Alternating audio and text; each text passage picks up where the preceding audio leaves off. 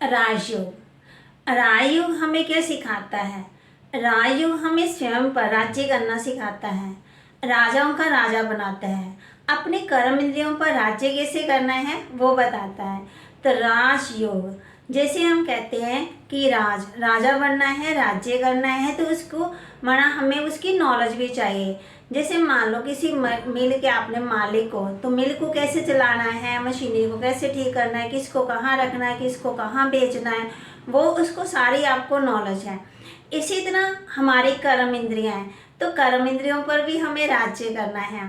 जैसे आँखें हैं, मुख है, हाथ है, पैर है ना, तो ये भी चंचल हो जाती हैं, कभी इधर दौड़ती है, कभी उधर दौड़ती है, कभी इधर देखती है, कभी उधर देखती है। तो इसी तरह मन भी कहते हैं, मन को भी कहते हैं ना कि मन एक चंचल है, मन एक घोड़ा है, मन को लगाम नहीं है। तो उसको कैसे करना, उस पर राज्य कैसे करना, मन को समझाना है, मन को मारना नहीं है। फिर बताया कि योग, आज इंसान किसी न किसी के साथ योग लगा ही हुआ है, चाहे वो अपने मित्र संबंधियों को याद करता है, चाहे अपने दोस्तों को याद करता है, चाहे अपनी पुरानी बातों को याद करता है, तो उसका किसी न किसी के साथ योग है ही जरूर। माना उसकी तार जुड़ी हुई है, तार लगी हुई है ना। तो वहाँ पे माने कि हमें परमपिता परमात्मा हम बच्चों को यही सिखाते हैं कि उसको याद करने से हमारी आत्मा की एनर्जी कम होती है, और अगर हम परमात्मा को याद करते हैं, उसके साथ तार जोड़ते हैं, तो हमारी एनर्जी बढ़ती है। तो जैसे जैसे बताया कि राजाओं का राजा बनना, तो पहले हमने स्वयं पर राज्य करना है।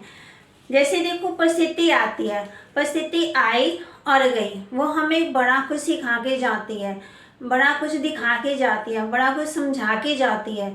और हर शिक्षा में हमें माना कि परिस्थिति में हर परिस्थिति में हमें शिक्षा मिलती है। तो जैसे कि परिस्थिति आती है तो उसका अभ्यास करना होता है।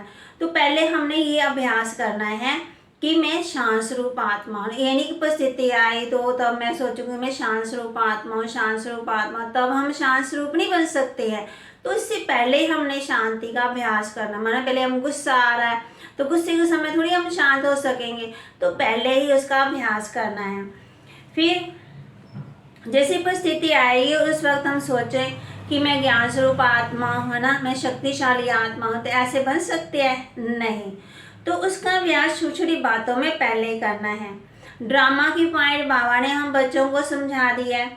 हमेशा बाबा ने बताया है कि बच्चे ड्रामा कल्याणकारी है, जो कुछ भी होता है उसमें कल्याण छुपा हुआ है, अकल्याण हो ही नहीं सकता है। हर सीन माना परफेक्ट है, मेरे लिए कल्याणकारी है। फिर तो उस पर अप्लाई करना, लागू करना शुरू करेंगे ना, अगर छोटी छोटी बातें आती हैं तो समझेंगे ना। जैसे कि हम सब कुछ देखते हैं, मान भी लो भोजन आपके सामने बहुत अच्छा है, वाह बाबा वाह, है ना, तो फिर हमारे मन में ये आना चाहिए कितना सुंदर बाबा ने भोजन खिला रहे हैं। कोई भी दृश्य देखा तो वाह बाबा वाह, कितना दृश्य अच्छा है।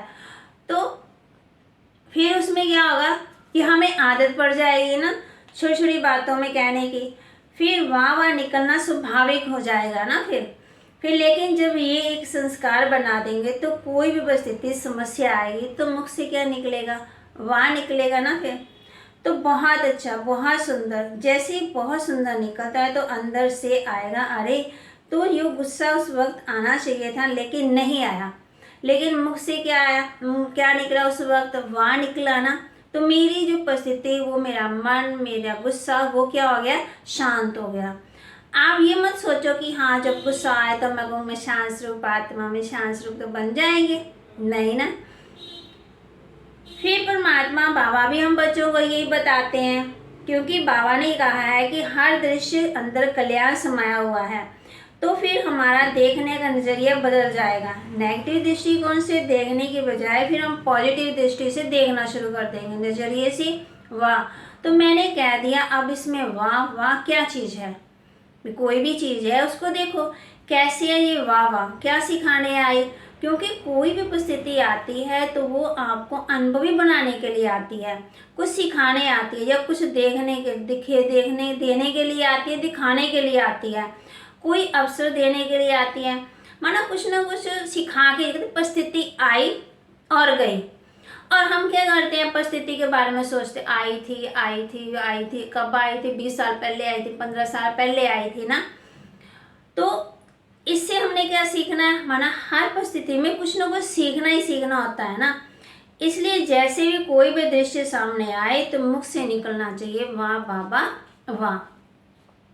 जैसे हम सीरियल देखते हैं ना, पिक्चर देखते हैं तो उसमें कोई भी सीन होते हैं वाह वाह करते हैं, हाँ इसका रोल बड़ा अच्छा है, इसके गाने बड़े अच्छे, इसके ये बड़ा अच्छा, इसकी ड्रेस बड़ी अच्छी है। ऐसे हर मतलब जो भी हम सृष्टि रंगमंच पर आए हैं, हर कोई एक्टर है तो हर कोई अपना रोल प्ले कर रहा है ना।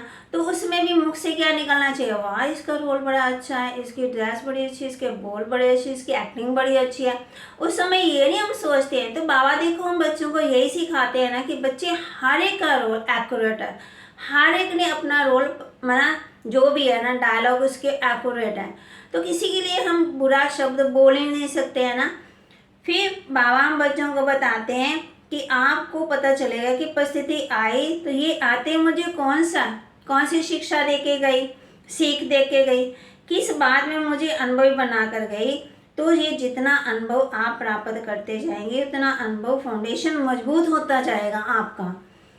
फिर बाबा हमेशा कहते हैं अनुभवी जो बन जाता है ना वो कभी भी धोखा नहीं खाता है। परिस्थितियां तो अंतकालीन हैं, तो पहले से अपने आप को छोटी छोटी बातों में अनुभवी बनाते जाओ। अनुभवी बनते जाएंगी तो बड़े से बड़ी परिस्थिति आएगी तो उस समय आपको मुश्किल नहीं होगी, माना सहजता से पार कर लेंगे ना।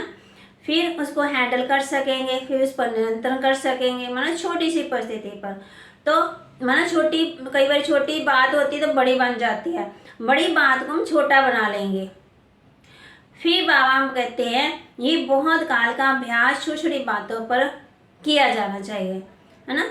तो जैसे देखो कई बार होता है कि हमारे पैर पर चोट लग जाती है, अगर हमें ज्ञान होगा तो उसको हम चोट को सहज तरीके से, है ना, उसको ठीक भी कर सकेंगे। अगर नहीं होगा तो हम ठीक नहीं कर पाएंगे ना। फिर हम दर्द से चलाते रहेंगे, हमें ज्ञान होगा। तो इसी तरह जब हमें चोट भी लगती है, कुछ भी होता है, मतलब कोई बात आ जाती है तो उसको हमें क्या करना है, उससे सीखना है ना। चोट को आई है, चोट लगी है, उसको ठीक करना, ठीक करने का तरीका भी आ गया। माना कल किसी को लग भी जाती है, कोई बीमार हो तो हम उसको तरीका बता सकते हैं ना। ये नहीं कहना है कि मुझे क्यों आई, मुझे तो आने नहीं चाहिए, है ना, ऐसे नहीं। तो बाबा कहती है अगर हिम्मत होगी तो शक्ति आ जाएगी, अगर हिम्मत नहीं होगी तो शक्ति कैसे आएगी। फिर दूसरों को हम कैसे बता सकेंगे, कोई परिस्थिति आती है तो फिर माना उस समय हमारा पता चलता है कि हम ज्ञान में कितने पक्के हैं, कितने कच्चे हैं। परिस्थिति आती है तो हमें सिखा के जाती है। तो लेकिन देखो कि क्या कल्याण है। तो बहुत अध्ययन करने को मिला कि अनुभवी बातें जो अनुभवी हो जाती है ना, कुछ भी किसी बात में अनुभव हो जाता है तो उसमें कभी भी हम धोखा नहीं खाते हैं। कोई कैसा भी कहे तो आपको तो अनुभव है ना, तो आप कभी भी धोखा नहीं खाएंगे। तो परमात्मा भी हम बच्चों को यही कहते हैं कि बच्चे अगर धोखे से बचना है तो आपको अपनी स्थिति को आगे बढ़ाना होगा, मनस्थिति को क्या करना है, मजबूत करना है। जब हम मजबूत बन जाएंगे तो हमारे सामने कोई भी कुछ नहीं हो सकता, माना कुछ नहीं हो सकता, माना कि हमारी स्थिति डावाडोल नहीं हो सकती क्योंकि स्थिति हमारी मजबूत है। तो परमात्मा भी, शिव बाबा भी हम बच्चों को यही सिखाते हैं कि छोटी छोटी बातों में कैसे हम राजयोग के जरिए छोटी छोटी बातों को कैसे पार कर सकते हैं। छोटी छोटी बातों में घबराना नहीं है, छोटी छोटी बातों में सहज पार करना है। तो राजयोग हमें क्या बनाता है, नेगेटिव से पॉजिटिव, मतलब सकारात्मक नजरिया बनाता है। तो वो कहते हैं ना नज़र बदलेंगे तो नज़ारे बदल जाएंगे, है ना। तो देखने का नजरिया बदल जाएगा। जब हम आत्मिक स्वरूप में दूसरों को देखेंगे, भाईचारे की दृष्टि से देखेंगे, दूसरों के गुण देखेंगे, तो हमारी आत्मिक जो स्थिति होगी वो सुंदर हो जाएगी, मतलब गुण आएंगे।